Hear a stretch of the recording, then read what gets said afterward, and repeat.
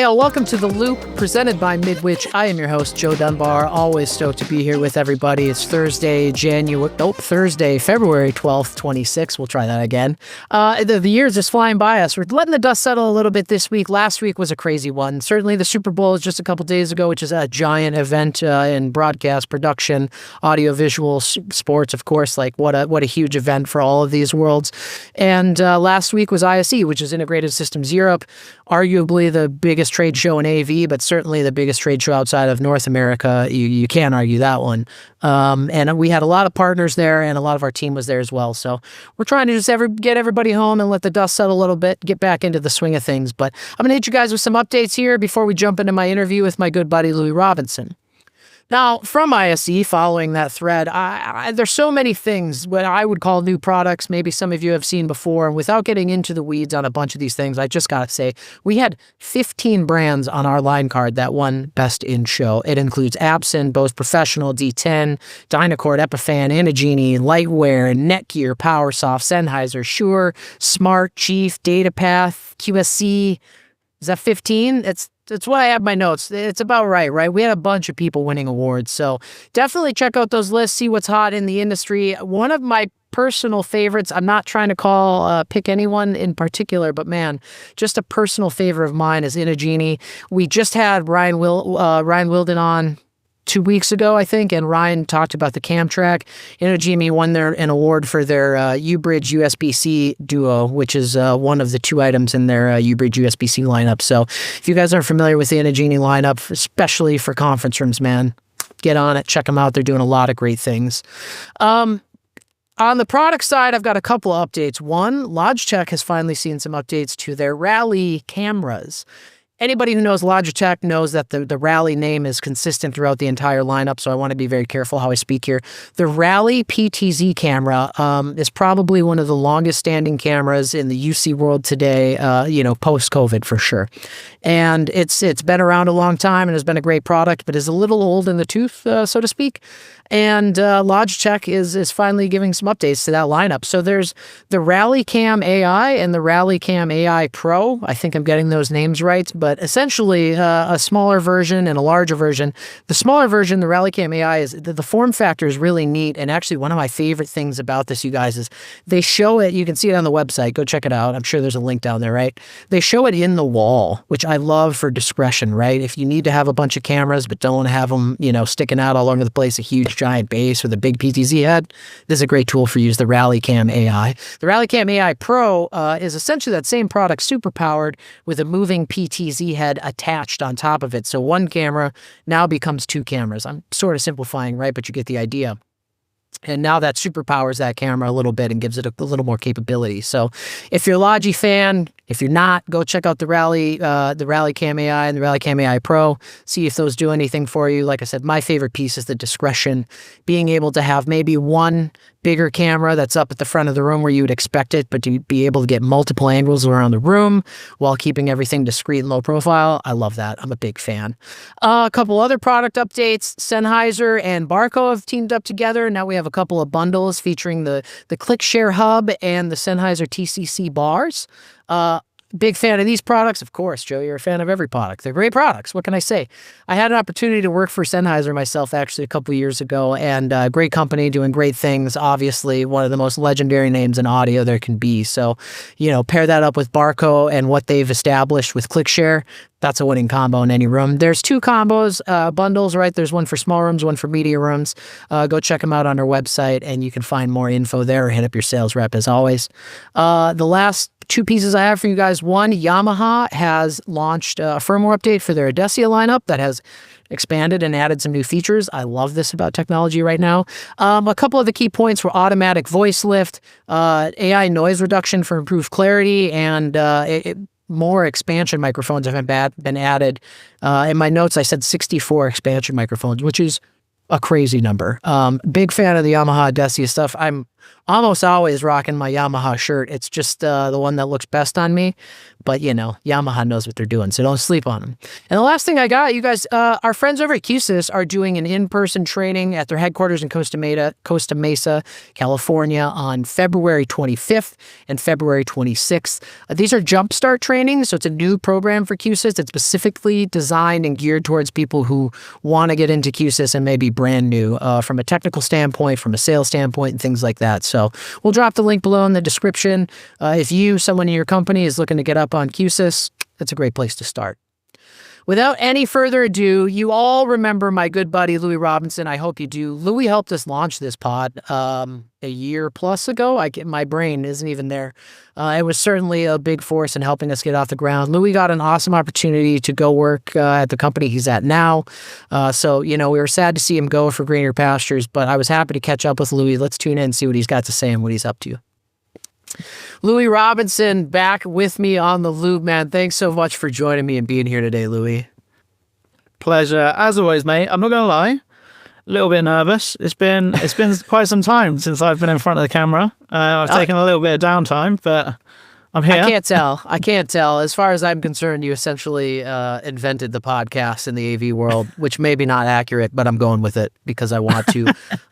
Bro, so since you left, Louis, and so obviously for those who don't know, Louis Robinson, formerly of Midwich fame, is now basically running and starting up an AV division. What's the company is Tribe Technology, right? Tribe Technology, we've got it here. I do have a hoodie somewhere as well, but it's lost in the Barcelona packet somewhere.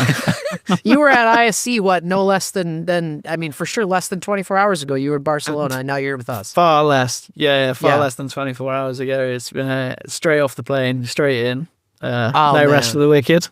And I know, Louis, that you've got a family at home and a young baby you're raising as well. So I appreciate you taking time to join us and get back with us, bro. It's great to see you. Great to have you here. You're at ISE. I do want to talk about it because it's all we're talking about right now is ISE, of course. But before we get into it, man, so you're basically kickstarting an AV division over at Tribe Technology, which I guess I understand to be is like a contracting company. Tell us a little bit about what you guys are doing and what you're up to. Yeah, so the heart and soul of our company, Third Way, is the overarching mother company, the mothership, design and build company, do loads of different fit outs for customers with the real ethos of don't do anything that's standard, just like drive the car like you stole it, literally above our desks in hanging letters. That. Drive it like you stole it. And that's the kind of ethos at Third Way. It's dance on the tables, have a great time. It's design things that are just outside of the box so much that people wouldn't think of them. Win the projects that are really fun. And that comes along with loads of technology, right? And Third Way as an entity, once upon a time, would be sending all that business outside to other sources and saying, can you take over effectively? This isn't our bag, can you take over? And for a while I was at Midwich, I got to know the guys and we were working together to give them ideas on what they could showcase to other partners and what could be done in spaces. And again, handing it over to AV companies, but with a bit more of context now, not just here's a project, you take it. It was more in-house. This is the kind of field we're doing. Things turned, things kept moving, and the team invited me over. It was a hard one to do. You know me, I was a Midwich man. I absolutely loved being part of the family. But I thought, you know what, I'm gonna take a little bit of a risk, and let's see what we can do. So we've come over. We trade as Tribe Technology, so that our customers know that when we're helping them, effectively consulting them through AV designs, they know they're coming to our division as opposed to just the Third Way family. And it's super exciting. It is early days. It's a new business. Just getting it off the ground, and with all its struggles that is. But we are part of a massive giant in that world. So it's good to be fueled by something like that to give us the good foundation to really get it off the ground. And it's doing good. Yeah, it's definitely easier than starting from scratch. And, the folks in the AV world, like I'm kind of giggling the whole time you're telling us about it because a lot of us know what you're in right now and know how difficult it is, but also how fun it can be. The challenges are always a good time and fun to rise to. And so you're right in the thick of it, man. I could see it in our conversations. And that's the fun place to be. So I'm glad you're enjoying it and digging into it a bit. So you spent your week this week at ISE in Barcelona. Tell us about the show. What were your thoughts? Kind of the feedback. So this was my first year as, I'm going to say, a punter. on the front line, because I'm now, as I say, on the front line of the build world now. And it was a different experience. It was a lot more, I don't want to say relaxed, because it's not a relaxed, trade shows are not relaxed, right? There's no way of saying that. But my previous years, especially with Midwich, I'd be running around with a microphone and a camera crew, and I'd be interviewing people, making them feel really awkward, and trying to get all the information out of them that I possibly could, and running millions and millions of miles to get to appointments that just never happened on time, because the schedule is absolutely... Because you had to run millions of miles. Right. Exactly. It's a trade show, right? So nothing's on time. It's just manic. Whereas this year, we had a customer with us for a couple of days, which was really, really cool to see. And I got to go as effectively like a customer as well. This is now me going to the vendors and going, I'm a customer. What have we got? What can we work with? And it was very much a different experience. Now, the first few days when we were with our customer, it was like kids in a sweet shop. It's the best way I can explain. These guys rarely get to see things like this. So taking them to a trade show and a tech trade show, it was like boom. And we made the mistake actually on day one of going in I'm going to get this wrong, whichever way around it is, north or south entrance. We went to I'm going to say the wrong one, because it was the one all the way at the back with all of the stuff this that is these guys classic trade show right here. Yeah, so we turn up in the taxi. We were all excited. We jump out, and then I said to the guys, I was like, we're in hall 8. We really want to be in hall 2 and 3. So what we're going to have to do is like hide all of this stuff down here, because it's just lasers and smoke machines, and this isn't for you. Like this, they're not the customer for that. And I mean, trying to pull them away from that was horrendous. They were like, what, but the smoke machines and dance music and loads of crazy LED and like spirals and stuff like that. And I was like, no, we need to go to the other end, that we do like corporate workspace management. And they were like, no. This is way more fun right here. I feel like I'm at a rave right now, not at the office. Exactly that, yeah. And upstairs, when you go from hall 8 across, there's like the little light tunnel, and they change it every year, but it's effectively there's those travelators that you go through, and there's lights, and it looks cool. And they're in Willy Wonka right now, like going through this thing, and they're going to me like the river, the chocolate river. Exactly. So they were absolutely loving themselves, and it was really cool from my perspective to see it like that, because sometimes all of that stuff kind of passes me by because I'm there trying to get the interviews done and things like that, or touching base with partners that I don't get to see all the time, and you kind of miss the tech. So that was really cool. That was really, really cool. It was hard to appreciate it from their perspective, I think, a little bit. So usually, and I'm sure you're the same, when you go to trade shows regularly, you get into this mix of what's the trends, what do I really need to see, because I don't get a lot of time to see stuff. I have to meet people. So how do I get into those trends? And I'm going to say overwhelmed, maybe. The sheer size of ISE is massive, right? It's absolutely massive. And for the first time, I had to go, I've got to make a map for someone. Hold on. Like, they've got to leave this with a bit of context, where they've gone, I know the journey that we've been on. Yeah. And we were planning it beforehand. And you get there and it's like game day, right? You can plan as much as you want. You get on the field and you go, it's game day. Yeah, time to change. Everyone's got a plan, so you get punched in the mouth or whatever the saying is. Yeah. Exactly that. So yeah, walking through the doors, managing to peel them away for the most exciting hall down the bottom. Sorry to anyone in Avon Hall, but like lights and lasers, come on. Right, you can't beat that. That's why we're all here. Let's be honest. But bringing them in and showcasing all of the technology to them, it was really exciting. It was, I will say, a little bit overwhelming in the sense of trying to pin all that down for a message that somebody who doesn't usually get the time to see all this technology themselves and understand it, trying to help translate that was a difficult one. It's definitely a difficult one. And I suppose that goes to complement the show, right? You've got so much going on there that the reality is, if they'd have spent all week there, they probably would have left looking as tired as I am right now. I'm a bit more confused, but no, you look fantastic. I appreciate the perspective. Going to a trade show not as a vendor, not as somebody, to your point, like the show is so huge, and not that these shows aren't huge, right? We've always known that. But when you go as a vendor, the show goes from this whole thing down to like, here's my booth, here are my partner booths, my customers and the people I'm meeting with and my partners are going to be here, here, and here. And you start to shrink the show floor a little bit and bring it closer together. And that's, just part of the job, but you got to experience it from a different side, which is obviously very important. A lot of us have been on opposite sides of it, of trade shows like that. And I think it's an interesting perspective to be able to like have the other person's experience. Did you see, this isn't a trick question and there's no wrong answer here, right? Did you see anything from a technology perspective that made you stop and say, hey, this is cool, or how are you guys doing this, or anything like that, or was that not the case? So for me, it's about, and I know you go back to this perspective of me, like, being open to I'm going to say the whole world of ISE this year. Because again, coming from the Midwich family and previously being in another supplier, like you say, you narrow your field down to who you work with and you can navigate through that. And this time I went in and went, I've just got everyone to play with, effectively, because my doors, and there's no door closed to me at the moment, which is cool. So walking around, I was trying to do that. I was like, what can I walk away with and go, do you know what, that's really, really cool.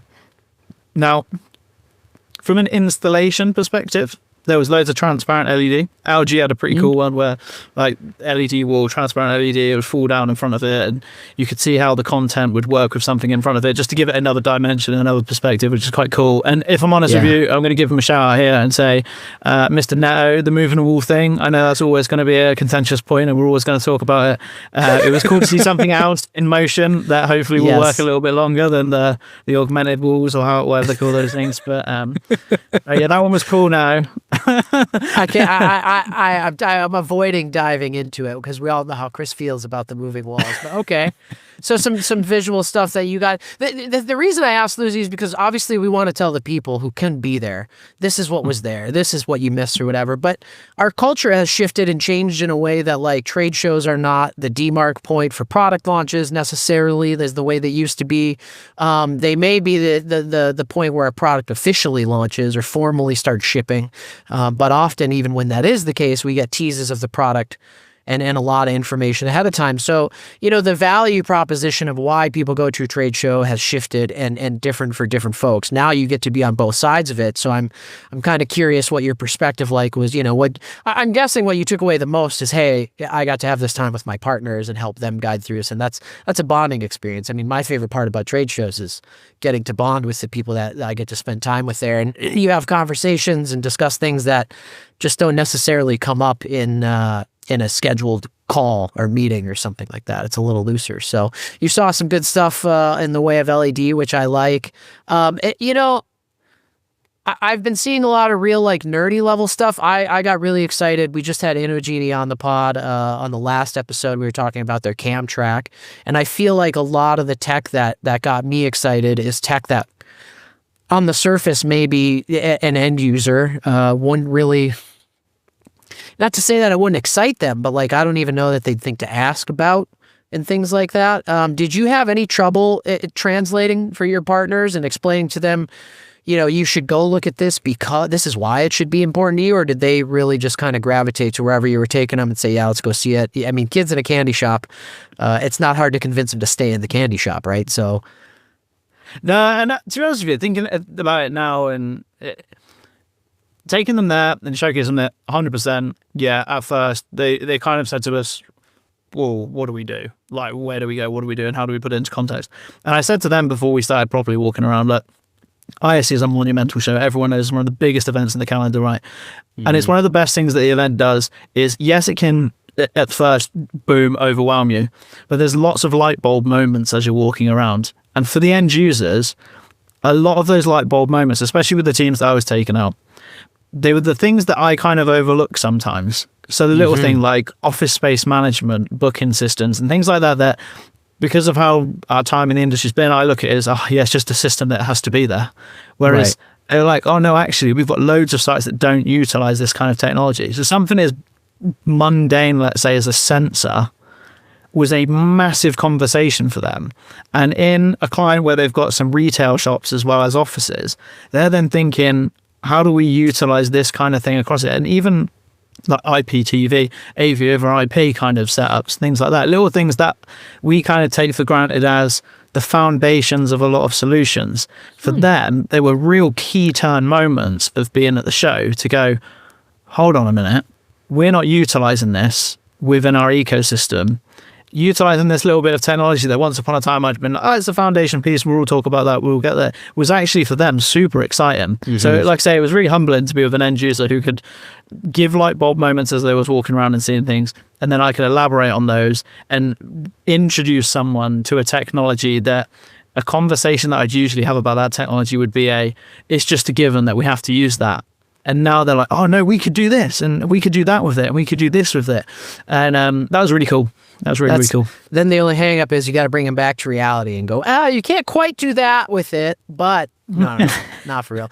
I appreciate the perspective, man. I get, we all have been doing this for long enough that it's hard to see it from a perspective. Totally. Like as you're saying it, the light bulb's going off in my head where it's like, oh, I got NAB in 2 months. And, I really want to try and go in with a little more of that perspective. And so I appreciate that.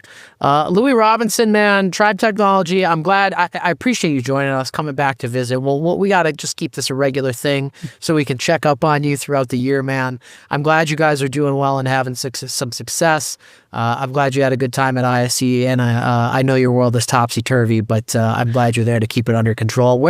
I know you're active on the LinkedIn still. Is that where you're pointing people to find you, Louis? Yeah, so I can't let on too much at the moment.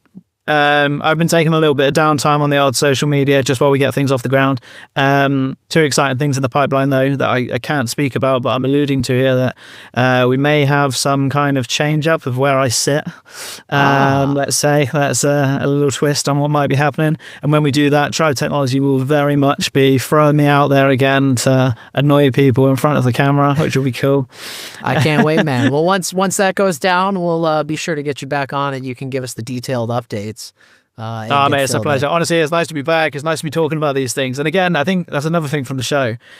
I've had a little bit of time out of the industry a little bit because I've been preparing for what we're doing and working on things. It was really nice to get in front of people again and just start talking about stuff. That's what I love the most about this industry. It's just sitting down and really, as you say, getting into the weeds.